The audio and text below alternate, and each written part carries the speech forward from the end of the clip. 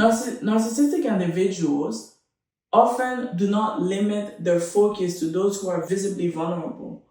Like, there is no pleasure in finding a wounded animal on the side of the road to torture them. Yes, sometimes they do pick people that are extremely vulnerable and whatnot.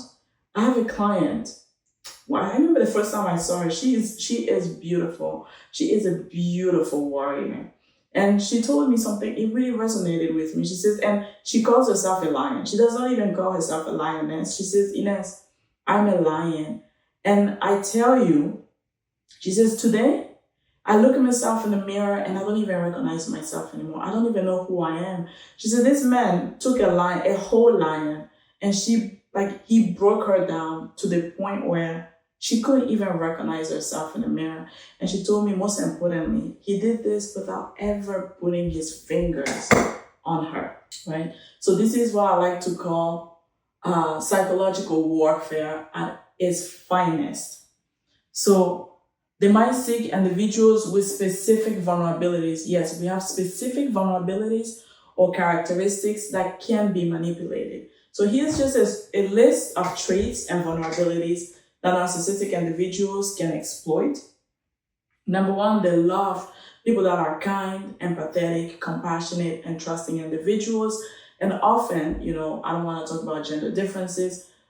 We have to talk about it, okay? We live in a society where women are conditioned to be more empathetic, to be more compassionate, to be more kind, and whatnot versus the traditional male code. So therefore, I cannot generalize, but I know in my practice, maybe 99% of the people that come and see me to address narcissistic abuse and impacts of it are women.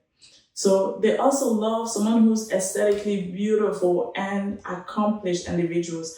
I'm not going to get into details about this because I will keep directing you throughout this whole process.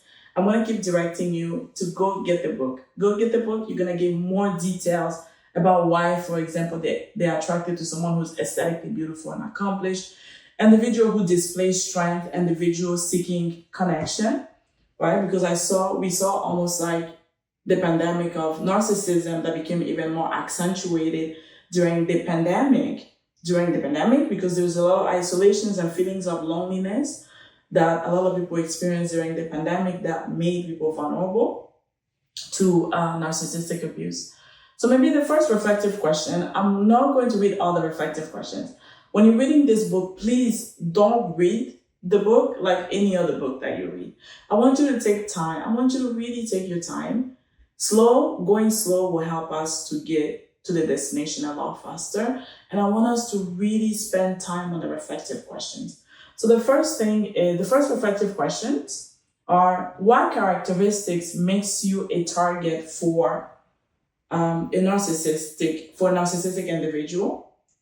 And the second question is, what are the origins of these characteristics and what needs do they fulfill? Like the concept of inner child work, right? Because I always say, I had a professor actually when I was doing my PhD, and I always used to say, he says, what happened to you as a child is not your fault.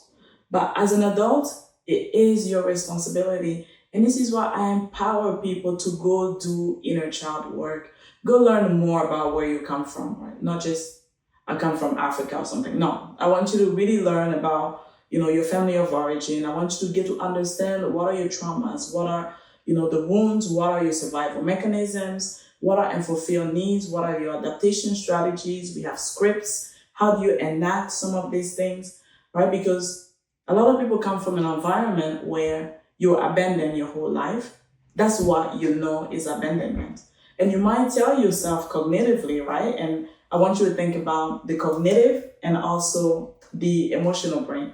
The cognitive brain, you might understand and even tell yourself that I don't ever want to be in that type of relationship because I saw how traumatizing he was for my mom or my dad or whoever. At the same time, the brain likes what is familiar and what is predictable and what is abandonment, and you're more likely to find yourself in a relationship where you start by abandoning yourself first and then, of course, allowing someone to abandon you. So my community, I'm talking about me, my community consists of what I refer to as my warrior sisters, a group of women embodying resilience, strength, and empowerment. Please go get yourself, girls. Listen to me. Go get yourself a community. You can't do this on your own. Go get yourself a community of strong warriors to be able to journey with you through life. And Evie is a warrior sister. As I mentioned, she's a psychologist specializing in complex trauma and high conflict relationships. She's my friend. I know her for a long time. We're in the same field. And like I said earlier, she's considered as one of the best in the field, and I've seen her in action. Having faced significant challenges in her life, she has undergone extensive healing emotionally, psychologically, spiritually, and emerged with a strong sense of confidence in her feminine energy. She is full of life, and she often states, Ines, I tell you, the sky is the limit. Interestingly, she was not really seeking a relationship. She wasn't looking for anything. She was just enjoying her inner peace, and she was enjoying her life, and she wasn't pursuing anything serious. She was content being in her own bubble, nurturing her own intimacy. At first, she considered Liam reasonably attractive, but as we frequently discuss, it's good to give not just any man, it's good to give a good man an opportunity. It's important, it is crucial. And a good man, not just any man. And not an opportunity is marriage or something, no. Just give him a chance, a date. One date at a time. So upon initial interaction through casual messaging, Liam seemed to exhibit qualities that suggested that he had good character and the potential to be a suitable date. He displayed attributes commonly associated with a good guy, including respectfulness, a claim of honesty, empathy, effective communication, understanding, humor. Apparently, she tells me he's ambitious, kind, stable, and independent. Traits that make it easily for you to just want to fall in love with a person. So we have reflective comments, we have reflective questions, but now reflective comments is we frequently hold preconceived ideas about narcissistic individuals, viewing them as grandiose, self-centered, angry, reactive, and explosive. Indeed, they often exhibit these grandiose and selfish characteristics.